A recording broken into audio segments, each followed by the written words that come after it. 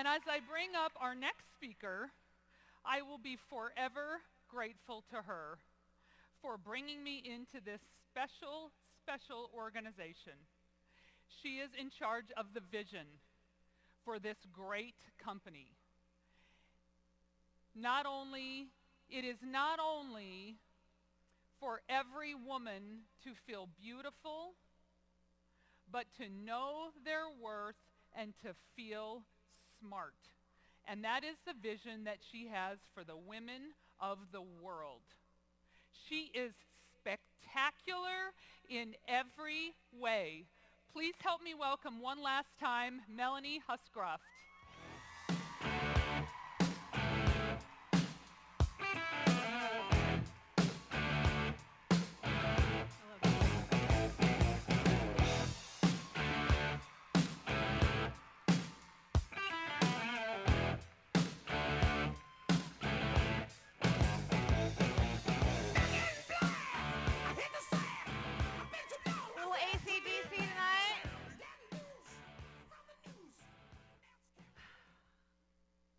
I feel like I need to thank Tori for joining us. Don't you agree? An amazing woman. Amazing woman.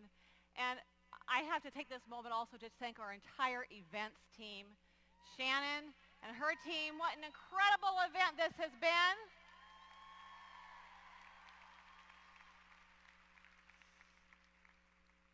Who was here last year? Well, I'm just going to pick right up where I left off last year and continue my wishes. Last year on stage, I shared with you 3 wishes that I was wanting for you in your lives. This year, I'm going to continue that. I'm going to continue that tradition, and I'm going to add to that list. I'm going to deliver 2 more wishes tonight. But first, in case you weren't here last year, I'm going to briefly review what those 3 wishes were from last year before I add 2 more. Wish number 1 was to finish strong.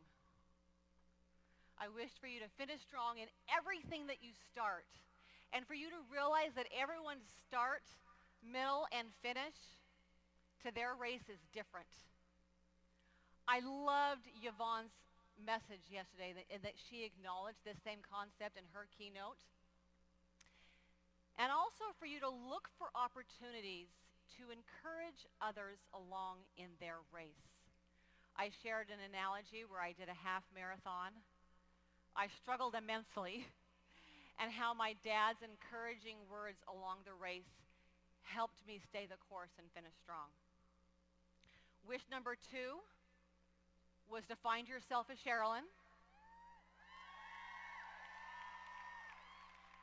I shared how my sister Sherilyn has been there for me throughout my entire life, thick and thin, and how having someone like that in my life made me want to be more like that. Sherilyns are hard to find. Do you guys have one? Those types of friends are indeed 1 in a million, are they not? I hope you all have one in your life, but are also that type of friend to those who need it. Wish number 3 was to be a businesswoman with a service heart. I talked about Shalane and what an incredible woman she is, an incredible example to so many, and how much I appreciate her and all that she does. She truly exemplifies a service heart, does she not? I can't think of a more selfless person to do what she does with the Younique Foundation. She has a heart of gold. So that's a brief recap of what my 45-minute speech was last year, summed up in about 60 seconds. But this year, I want more. I want more wishes for you. Who knows, maybe next year I'll continue the tradition by adding more. I don't know. I have no idea. I'm talking about next year. But today, I'm going to deliver 2 more wishes for you. So wish number 4, I wish for you to be obsessed obsessively grateful. Notice the emphasis on obsessively grateful and not just grateful. Obsessively grateful. Let me explain. It's easy to be grateful for the obvious. It's easy to be grateful for the things in our life that bring us happiness. It doesn't take effort to be grateful for the obvious blessings in our lives. Obviously, I'm grateful for my family. Obviously, I'm grateful for all of you and the success of Younique.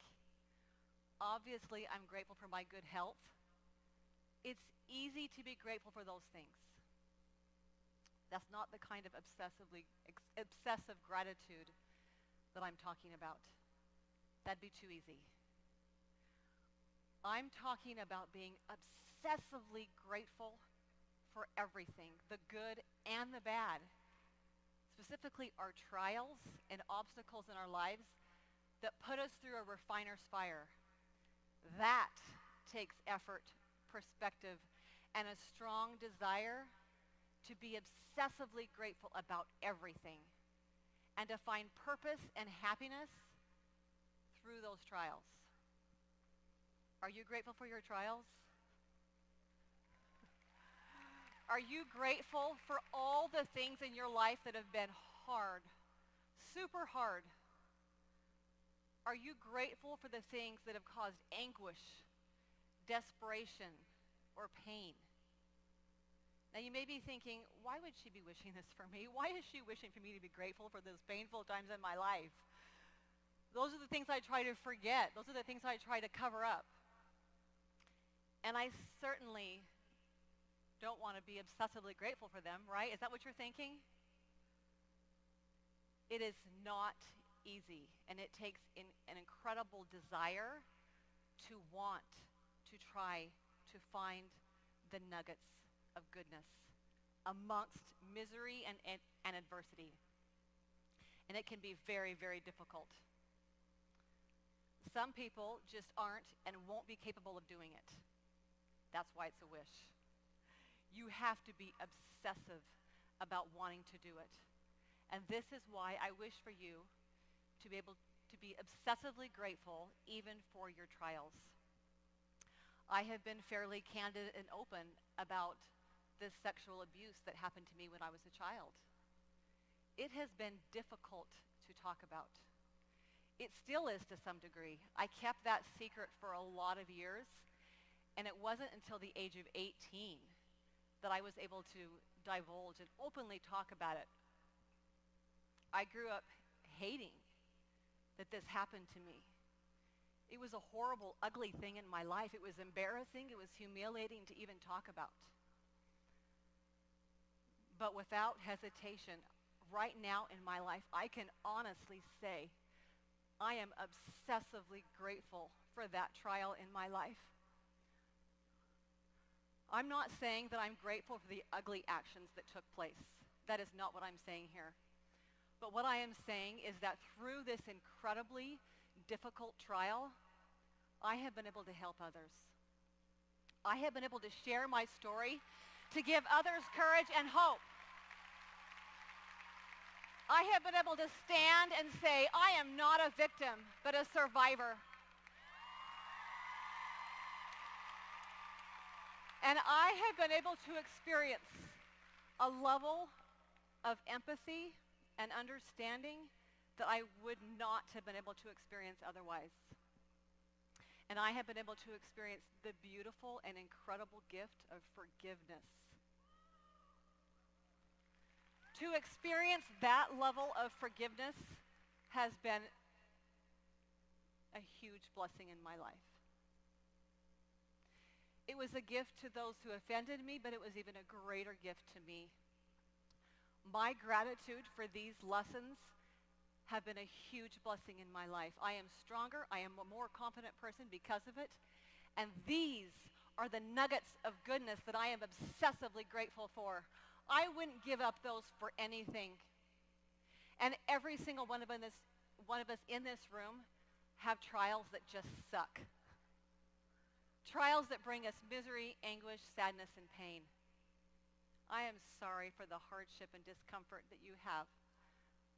But my wish for you is to be able to have the strength and the desire and the perspective to be obsessively grateful for those trials as you search for those nuggets of goodness that you can only get through those trials.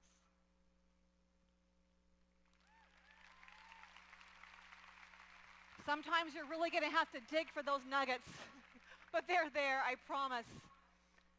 If you can't change your outcome, you can change your perspective. You can decide to look for those nuggets and have them become huge blessings and a huge learning opportunity. Another major trial in my life that I have tried to be obsessively grateful for has been my battle with infertility. I talk about this openly at Unified in detail. Those were undoubtedly the hardest, most painful years of my life. Those were the years that I experienced the most anguish and sadness. And why me, right? And it was very, very difficult to understand why I was having to experience that pain. I remember vividly me pleading with the Lord in desperation. And I've always said that I believe there is no greater anguish on the earth than a woman longing to be a mother and feels denied of that opportunity. And even though I have 4 beautiful, miraculous children today, those were definitely the hardest, most painful years of my life. And I am not going to lie or lead you to presume that it was easy to find gratitude during those trials, because it's been very difficult for me to say that I am obsessively grateful for those very painful years. But I will say this. Had I not gone through those painful years of infertility, maybe I wouldn't have put motherhood as my number 1 priority in my life.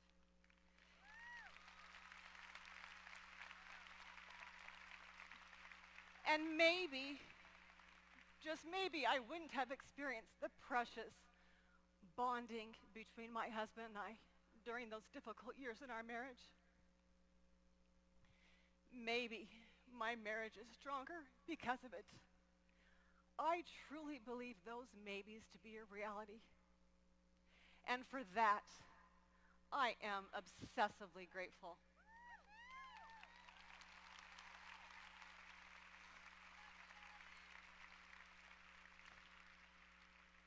I have come to realize and appreciate in my life that the greater our sorrow is, the greater our capacity is to feel joy. I truly believe that. Had I not experienced the lows of longing to be a mother, maybe I wouldn't celebrate and cherish motherhood in the way that I do now. You all know that Sherilyn is my sister, and she's also my best friend. Several months back, Sherilyn got really sick, scary sick. She contracted pneumonia and H1N1 virus. Her particular prognosis wasn't good. She became very ill, terminally ill. In fact, her case was so severe that they were forced to put her in a medically induced coma in hopes to save her life. She was given a 5% chance of living.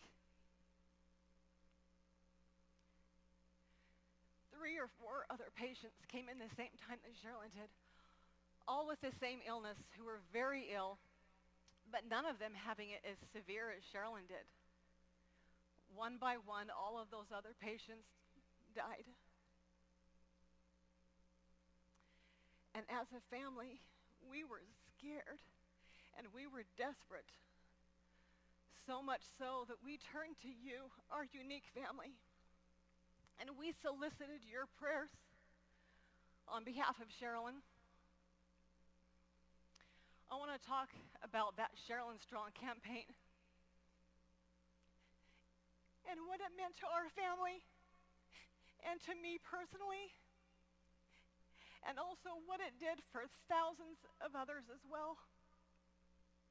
I have never in my life seen anything like that. The sisterhood, the bonding, the united prayers, thousands and thousands of prayers on Sherilyn's behalf. The love, the strength in numbers. I am and forever will be obsessively grateful. And I am forever changed because of that Sherilyn Strong campaign. So before I move on to my next wish, I have asked Sherilyn to briefly join me up on stage.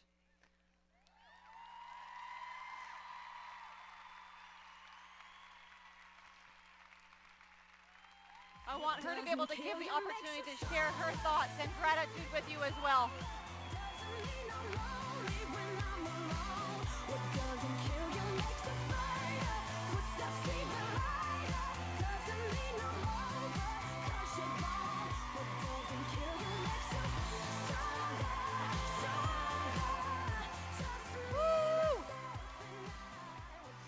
Melanie knows how to pick those songs. What doesn't kill you makes you stronger.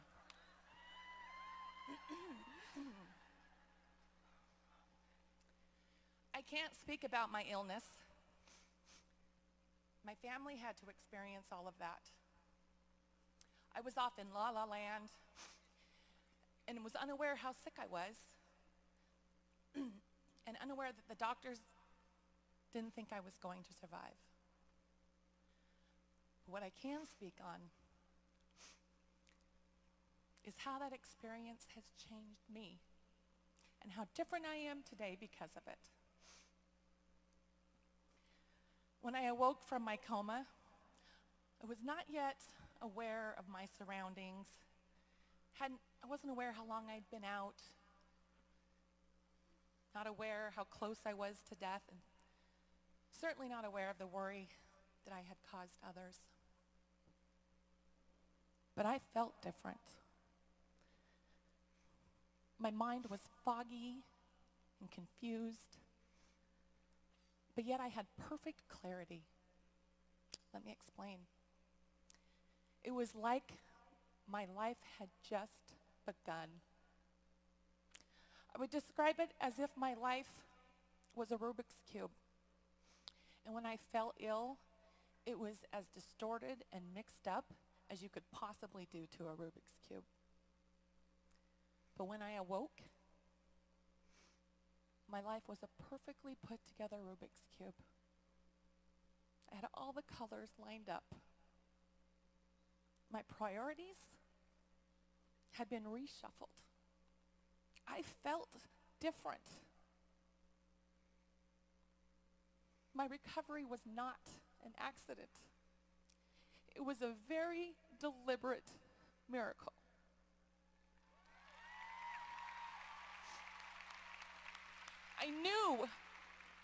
I knew I had been saved for a purpose. I had not yet done what I was supposed to accomplish. I was not living to my potential, and I know that now. I needed to almost die to live. I needed that near-death experience to begin life. That illness has become my greatest blessing. I was reminded that no one is guaranteed a tomorrow. I needed to be present in today, and I was not. It is no longer good enough for me to get an email from my son Jackson's football coach telling me that he's good.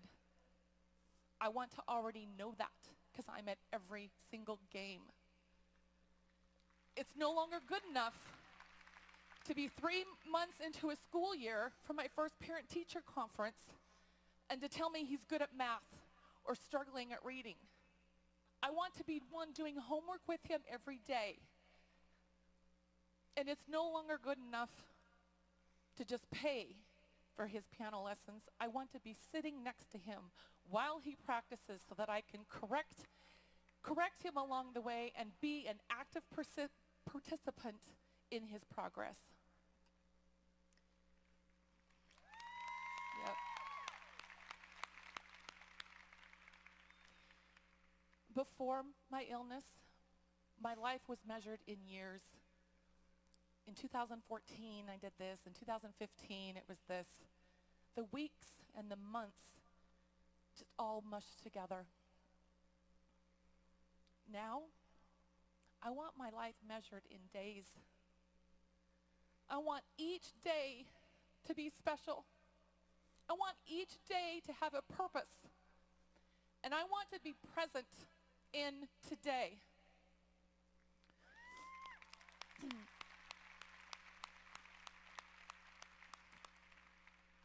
I needed to become Sherilyn 2.0. Yep, that was the purpose of my trial. Now, version 1 got things done. I was a workhorse. I didn't need to be a better employee. I knew how to be a good worker. Now, version 2.0 is still a work in progress, but it is a better version of myself. I now have a strong desire to do better, to be a better me. I want to be a better neighbor. I want to be a better friend. I want to be a better wife. And I want to be a better mother. I needed a complete overhaul to get my priorities in check. If you've attended a Unified, then you'll understand what Melanie's glass balls represent. I had been to over 20 Unifieds. If she couldn't come, I could repeat her message in its entirety if I needed to. Melanie was very, very clear on what her glass balls were. And yet, I hadn't applied it to my life. My life had a whole bunch of rubber balls, and I juggled them all very, very well. However, I was not protecting what was supposed to be most important to me. My glass balls didn't exist. I didn't have any. I was not doing my job and was not living to my potential.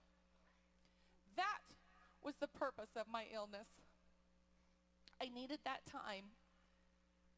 I needed that downtime so the updates to version 2.0 on Sherilyn could be completed. I needed to become a better Sherilyn, and I couldn't do it by myself. I don't recommend doing it the way I did it. Make the changes necessary for you to become a better you. I had been out for about 6 weeks when I returned to work, and it was rough. With my newfound purpose, I didn't care about all those rubber balls that I was doing. I had glass balls now. My priorities had been redefined, and my focus had a new purpose. I didn't want all those other ones back. I was alive. I wasn't going to sweat the small stuff anymore. My project for the prior 18 months had been building the new building, and I cared about every little detail. When I returned, things had to continue on, and I'm very, very grateful that they did. I didn't care what lounge furniture had been ordered. I didn't care the color of rocks that were chosen for the fireplace. They had to be decided already, and I was very, very grateful that they were. I just didn't care about my work life quite the same. I was different. My illness, or before my illness, my life was full of idiots.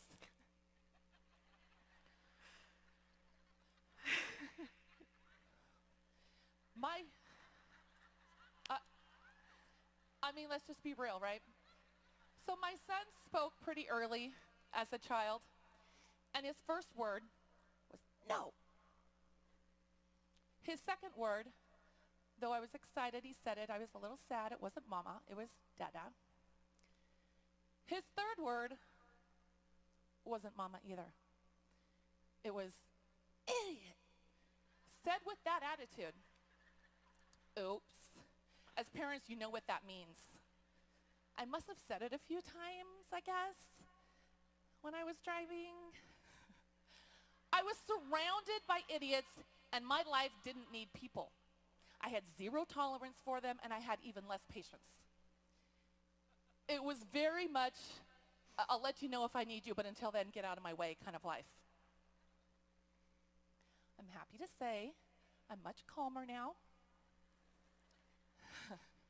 Did you know it's actually possible to drive from point A to point B without getting angry? Who knew? This is new for me. Now, when I miss a green light, I sit there and wait at a red light. I wait my turn. And did you know that getting all mad doesn't make the red light any shorter? Really? Wow. I can drive now without yelling, swearing, and riding on someone's rear end. Yay. It feels good. My life has the same people in it. Same people on the roads, same people in the store. They weren't any different. I was. I was the idiot.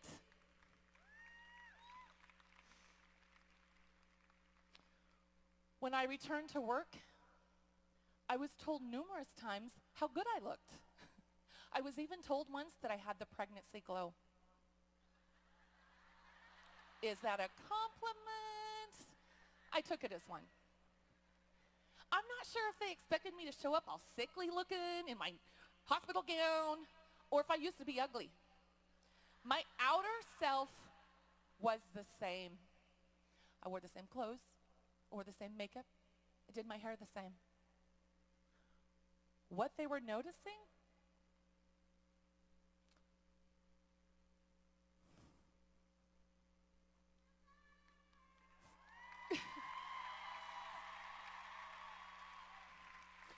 What they were noticing was my countenance.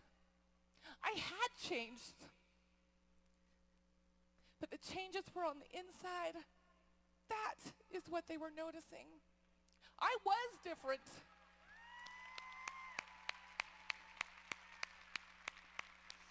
I don't have Shalane's pretty cry. Sorry. I was aware. I was listening. I was happy. And I was present. I love that this is Melanie's wish for you. To be obsessively grateful. I believe that the obstacles in our life are also our blessings. Our obstacles are our blessings. Yep. That illness has become my greatest blessing. Obstacles are put before us as learning opportunities. That is how we grow. And that is how we find what we are capable of accomplishing. If our successes in life can only be determined by how we handled our struggles, then we must find purpose in our trials.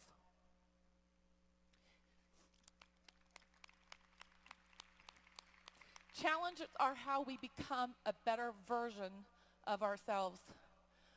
Version 2.0 exists in all of us. You get a version 2.0, and you get a version 2.0, and you get a version 2.0. Whoa, yeah. We are not given trials to fail. God knows our strengths, and he wants great things from us. But until we know our strengths, we are not allowing ourselves to reach our full potential. I needed to be knocking on death's door to reassess my priorities. I needed to get some glass balls. I didn't mean it like that. No, no. And in doing that, I now have the ability to take that blessing and be a better me. And I absolutely intend to do so.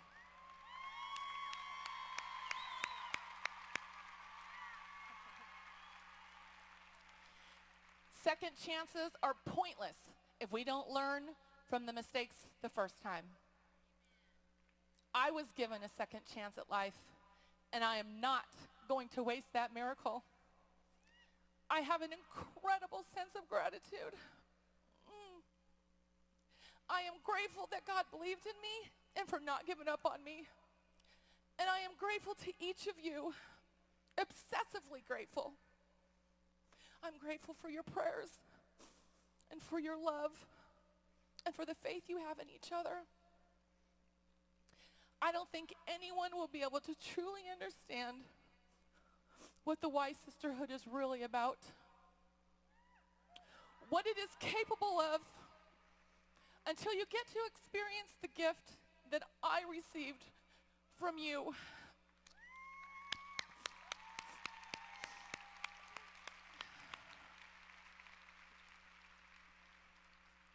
Each of us has the ability to do good things, but an army of women has the ability to do great things. I know I was blessed because of you. Thank you for embracing me into this Y family. And I love you. The overwhelming love from our sisterhood was extremely humbling. I am grateful for this opportunity to be able to publicly thank each of you.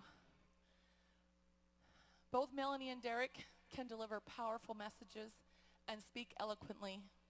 And I've got gifts, but that's not one of them. So there is not very many reasons or people that could get me up here. But when Melanie asked me to take some of her time and told me her wish for you was to be obsessively grateful, how could I not? That is exactly what I experienced. Gratitude to the fullest. I had to take this opportunity to say that me and my family are obsessively grateful for each of you. I am blessed and forever changed by this experience. Let's continue to use our power for greatness, and may we all strive to be present and live each day better. I love you. What doesn't kill you makes you stronger. Stand a little taller. Doesn't mean I'm lonely when I'm alone. What doesn't kill you makes a fighter. Footsteps even lighter. Doesn't mean I'm over, 'cause you're gone. What doesn't kill you makes you stronger. I knew it wasn't going to matter what I set up on here on stage. I knew she was going to come up here and I could claim it as mine. The refiner's fire is real, isn't it? And it's not a comfortable place to be sometimes. Sometimes it just downright sucks. But we need to realize that it's during those times, the anguish, the pain, the misery, the afflictions, it's during those times in our lives where we can actually be molded or reshaped into something different, into something better, to help us reach our full potential. And hearing Sherilyn talk tonight about her experience solidifies this principle even more for me. I've learned that the way that we respond to trials can have a great effect on whether our trials become roadblocks in our life or expressways to learning and growth and even greater happiness. So remembering that these trials are actually a part of our own great plan of happiness helps me to see them as opportunities to learn, opportunities to grow, and opportunities for greater happiness, and an incredible opportunity to try to be obsessively grateful for those learning opportunities. We all face challenges, large and small. No one's immune. Some trials sometimes seem too big to bear. Do we shake a fist at heaven and curse him for our circumstances? Or can we thank him for the strength given to face those trials and for the blessings that come if we endure them?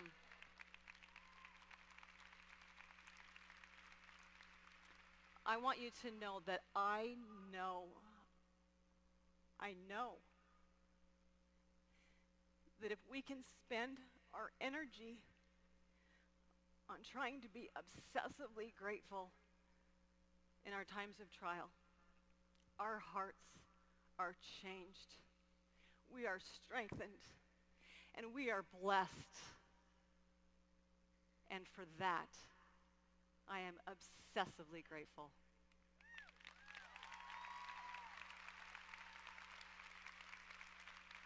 Okay, are you ready for my fifth and final wish for you tonight?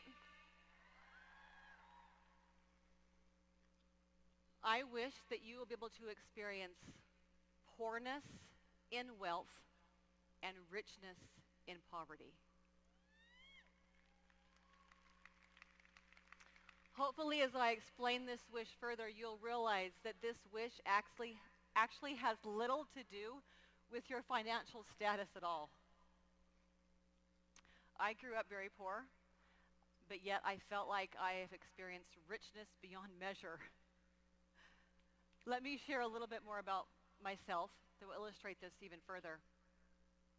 As I share some of my own experiences over the next 5 or 10 minutes-ish, I want you to think about how this is relevant in your own life.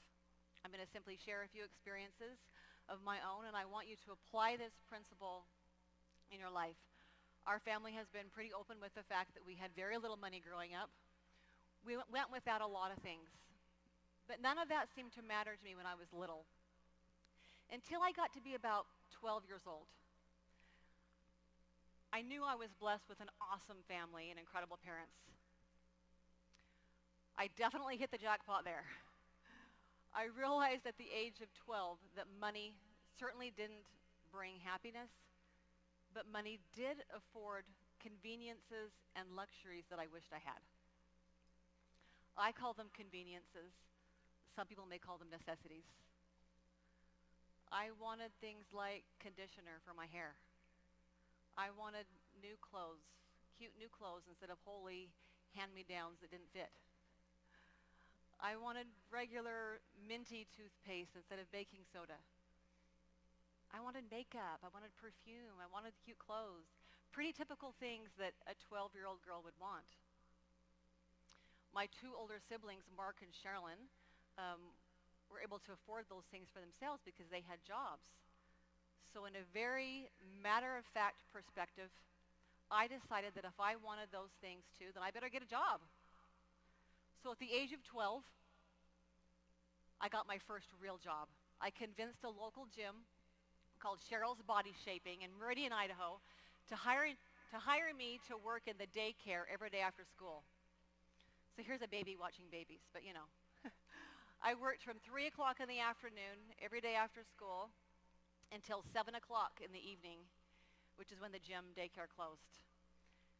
I was too young to drive myself to work, so my sister, Sherilyn, would drop me off and pick me up every day because she had a job at Chuck Wagon, bussing tables. And Chuck Wagon was close to the gym that I worked out, so she worked the same hours, and so she would drive me. It didn't take my employers long to figure out that I was responsible, I was a hard worker, and I was maybe more determined than a lot of other 12-year-olds were. So less than a year later, I got my first promotion at the age of 13. I was promoted to work in the sales department 2 of the 5 days that I went there every week. They put me on the phone where I would call everyone who had put their name in a jar to win a 1-week free membership. They had, I would call and congratulate them on winning a free week and arrange for them to come in and redeem their week. But what they didn't know is that everyone who put their name in the jar got the same call from me that they won a free week. They had put these jars in various places throughout the town. And I was incentivized financially by how many of those people would actually come in to redeem their free week. So I learned that I liked working in sales and that I was good at it. I also learned that people only take you as seriously as you take yourself, and that the person on the other end of the phone doesn't have to know that you're only 13 years old and you have zero experience. I learned that confidence is both a reality and a perception. I pretended that I knew exactly what I was doing and exactly what I was talking about. The principle I still preach today: fake it till you make it. I actually learned at the age of 13. I still apply that principle today. What you don't know is I'm still faking it. When I was 14, Sherilyn got a new job across town, and that meant I no longer had a ride to work every day on that side of town. And even though in Idaho you can get your driver's license when you're 14, we only had one car to share amongst us, and Sherilyn was older and she was driving it. Sherilyn hated her job at Chuck Wagon with a passion. So when she quit her job at Chuck Wagon and she got a new job at a place called Zero Defects, it meant that I no longer had a ride to work. So I had to quit my job at Cheryl's Body Shaping. And Sherilyn was such a good worker that after 3 weeks of her being on her new job, she asked them if they would be willing to also hire me, her younger 14-year-old sister. They agreed. So at the age of 14, I'm working at a place called Zero Defects, where I assembled tiny little computer parts. The red wire goes in hole 1. The blue wire goes in hole 2. And then you would take that tiny computer part and you would attach it to a bigger computer part. Very tedious. But it paid better than both of our old jobs, so Sherilyn and I were super happy. And they also let you listen to music, headphones, so. Every employee had their own number stamp that you would be required to stamp on that little computer part once you had assembled it, so they would know who to come after if there were errors. So they rewarded their employees who had high output but could also go a week without any errors. So you had to have a certain number of assembled units while still making zero errors to be recognized. So while at Zero Defects, I learned accountability and how to take pride in my work. I also learned that quantity only matters if it's accompanied with quality. I worked there until I was 16 years old. And at that time, they had built a brand new mall in Boise, and one of the stores there was called Petland at the time. So being a 16-year-old teenager, I thought it would be super cool to work at the mall, and who wouldn't want to work with cute, cutty little animals? There I am. You like my hair? They sold all sorts of animals, but mostly puppies and some fish and some birds and lizards and all of that. I knew very little about any of these animals, but the job sounded fun. At first, I was hired to work in the back with the puppies to feed them and clean up their poop. If a puppy pooped, it was my job to clean it up immediately. I was the official pooper cleaner-upper. I learned that it is possible to become desensitized to the smell of poop. However, fortunately, the Petland owners soon realized I had the personality to be on the sales floor selling the puppies instead of cleaning up their poop. So not too long after I started my new job, at the age of 16, I was promoted to the sales floor. I was happy about that change. Now, of course, with all sales jobs, you are compensated only by how well you sell. The more you sell, the more money you make. Simple as that. I had already learned that from my previous job at Cheryl's Body Shaping. Now, I knew absolutely nothing about dog breeds. These were all purebred AKC registered puppies. And bi-monthly, they would recognize the top salesman with an additional $50 bonus to be added to your paycheck. I wanted that extra 50 bucks. And I remember talking to my dad about this $50 sales incentive. At the time, my dad was selling windows, and he's always been a great salesman. And he said to me, Melanie, if you want to do well in sales, you need to appear as you're a product expert. But also, even more important than that, is you need to learn everything you can about your customer.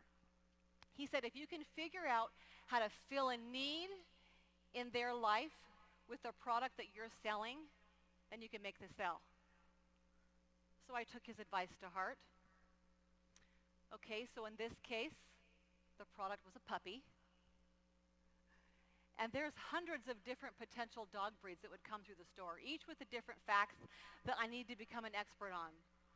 German Shepherds, Retrievers, Bulldogs, Beagles, Yorkshire Terriers, Poodles, Boxers, Siberian Huskies, Dachshunds, Great Danes, Shih Tzus, Pomeranians, Boston Terriers, Shetland Sheepdogs, Mastiffs, Chihuahuas, Cocker Spaniels, Malteses, Pugs, Collies, Basset Hounds.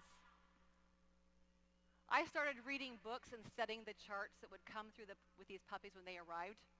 Things like how big they were when they were full grown, their training tendencies, their temperament, how they were with kids. It took me a while, but I soon started to figure out that if, for example, an older lady comes in and she lives alone, she has no husband and no kids at home, and looks like maybe she's a homebody, that I should probably first introduce her to a lap dog like a Pekingese or a Maltese. I shouldn't try to sell her a Yappy Terrier. But contrary to that, if a woman walked in with 3 kids in tow, I find out that she has a few acres, and maybe I should introduce her to a Golden Retriever or a Black Lab or a Cocker Spaniel. Before long, I became the top salesman. I loved my job. I loved trying to marry the perfect breed of dog with the customer. So by the age of 18, I was the store manager while also consistently the top salesman, and I was the employee trainer at Petland. I got great experience there. I learned how to manage people. I learned how to reconcile the cash register at the end of the day. I learned how to sell by fulfilling a need and knowing both my product and my customers' needs. I worked there all through the rest of my high school years, through my senior year. While I was in high school, I took several computer classes, and so after I graduated, I wanted to try to get a secretarial job for the summer before I left for college that fall. I had learned of a job at the Idaho State Department of Education department, and they were looking to hire a department secretary. And I knew it was a long shot. I mean, I had 0 actual work experience being a secretary, but I was relentless in my pursuit for this job. So they took a chance on me. I bought a whole new professional wardrobe, and it was my first taste of the corporate world. I worked there the entire summer after I graduated from high school. And by this time, I was so excited to get out on my own and to go to college. I had saved enough money to cover all my own college expenses that my government Pell Grant wouldn't cover. Being as poor as we were, I qualified for the maximum amount. But the car I was driving while living at home, my parents wouldn't let me take to college because I had to leave at home with my younger sister, Tana. So I went to college without a car. And at the beginning of my first year of college, my dad drove me the 6 hours to college at the beginning of the school year, and he dropped me off. He unloaded my stuff, and he said, "I love you, see you at Thanksgiving." I knew I would need a job while at college so that I could cover my monthly living expenses. So I looked for an on-campus job since I obviously didn't have a car. I was super fortunate to get hired on as a computer lab tech assistant in the library, where I would tutor other students in the computer lab. I loved that job. I worked in that computer lab for 2 years. I met lots of people, I made lots of friends, and I met lots of potential boyfriends with lots of requests to go out on dates. So I learned to accept every dinner date as possible so that I could eat for free.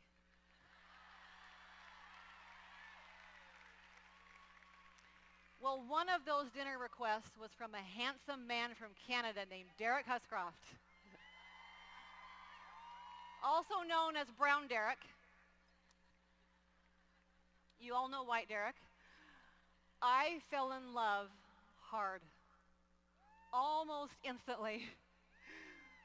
We dated all year until he left for a 2-year mission to Berlin, Germany. I transferred to Boise State University. I got another corporate job working for an international construction company called Morrison Knudsen as a corporate buyer. And that was probably my most favorite job ever. I learned that I was really good at negotiating and saving the company money, thousands, sometimes millions of dollars, just by building relationships and learning how to be a good negotiator. I learned so much about the corporate world and that I loved working in purchasing. I worked there almost 6 years. And during those next 6 years, I got married, and I was able to put my husband through his first few years of school. Many years later, after my husband graduated and a lot of years of struggling with infertility, we finally started a family. We made the decision that I would stay home with our children. After my husband, Derek, graduated, he started his career as a graphic designer and then eventually an art director. And I was a stay-at-home mom for 16 years while my husband provided for our family. I loved it. And still to this date, motherhood is my most challenging and yet rewarding job.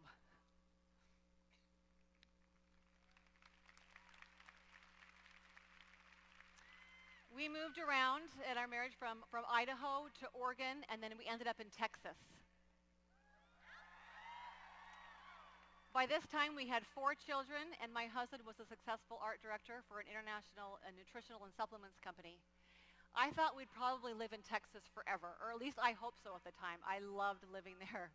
However, after several years of my husband working for this company, the owners decided to change their branding and their marketing strategy.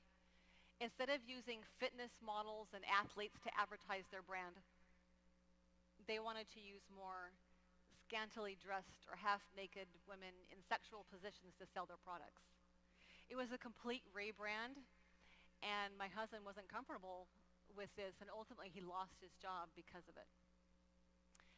At the time, being a one-income family, it was devastating, but ended up being a huge blessing in disguise. At first, when he lost his job, he started looking for work close to our home in Dallas. Then after a month of unemployment still, he opened up his job search to all of Greater Dallas. I did not want to move. I really didn't want to move. I loved where we lived. I loved the people. I loved my friends. I loved my house. I loved my neighborhood. I did not want to move. However, it soon became obvious that perhaps he needed to extend his job search to look outside of Texas. So I told my husband, okay, I accept the fact that we're probably going to have to move, but I will not move to Idaho or Utah. You can look anywhere outside of Texas other than that, but you cannot make me move to Idaho or Utah. I had no desire to move back to Idaho, where I grew up, and I had no desire to live in Utah and have that Utah stigma. Well, after about 5 months of unemployment and still searching, we were completely out of money and we were desperate for work. I'll never forget the day that I went to my husband and said, okay, fine. You can include Idaho and Utah in your job search. Needless to say, all in less than 3 weeks' time, We had a job in Utah. We had sold our house 2 days after we listed it, and we were packing to move to Utah. It all happened so fast, and I knew that for whatever reason, God wanted my family in Utah. I couldn't deny it. During that time, my family received an acceleration of a huge abundance of blessings that happened in hyperdrive, that I could not deny the source, or that is where my family was supposed to be. So in 2010, the Huscrofts moved to Utah. Fast forward less than a year or so, and then the other Derek in my life, White Derek, my brother, who was already living in Utah, he approaches me with an idea. An idea that he knew without a doubt that I would be passionate about. So in 2012, as my brother Derek and I are conceptualizing and creating the beginnings of a brand new direct sales company called Younique, I begin doing what I do best, and I very confidently fake it. I had no experience being a product developer. I had no experience being a business owner. I had no experience branding an international cosmetics company. I had no experience training thousands of other women to be successful in direct sales. Yet somehow along the way, I felt very qualified and capable of doing all of those things. Somewhere along the way, I realized that I wasn't really faking it at all. I did have the experience after all. Somewhere along the way, I knew that God had prepared me for this role my entire life.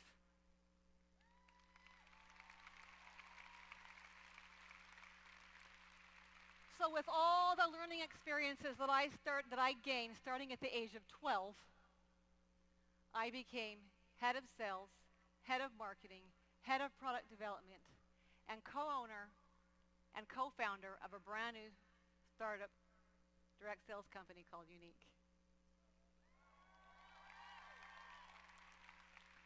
Now, my brother Derek, from the very beginning, he knew my strengths. He knew my skills. He knew my desires. He knew what I was capable of. He never doubted my abilities. So what do? I believe and I trust in my experience, and I give it my all. And I promise that I've given it my all every single day for the past 4 years, and I will continue to do so.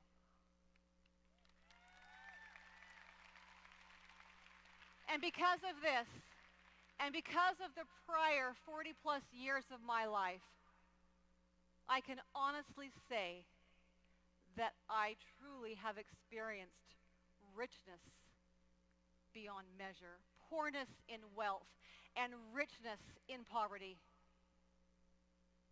And very little of it has to do with monetary financial deficit or gain. I can say with 100% surety and pride that I have experienced richness beyond measure my entire life. Back when I was 12 and 14 and then 16, I was rich. I was stinking rich. Rich beyond measure. So even now, today, while I certainly have a few more zeros in my bank account than I did back then, I am no richer today than I was back then. Now, of course, I am beyond grateful for the incredible financial blessings that have come to me and my family. But truly, money does not bring greater happiness. Happiness comes from gratitude in what you already have.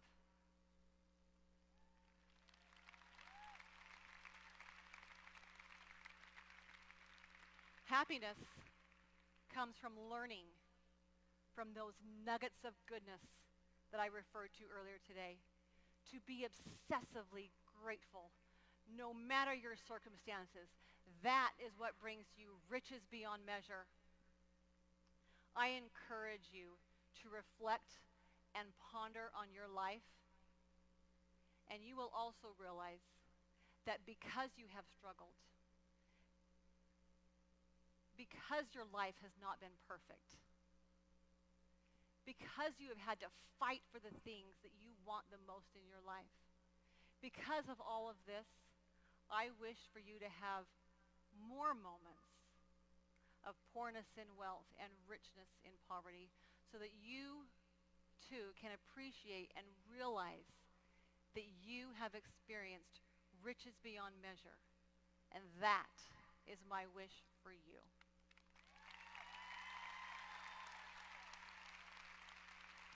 I want to leave you with one final thought in the form of a quote. Orson F. Whitney said, "No pain that we suffer, no trial that we experience is wasted. It ministers to our education, to the development of such qualities as patience, faith, fortitude, and humility. All that we suffer and all that we endure, especially when we endure it patiently, builds up our characters, purifies our hearts, expands our souls, and makes us more tender and charitable. And it is through sorrow and suffering, toil and tribulation that we gain the education that we came here to acquire."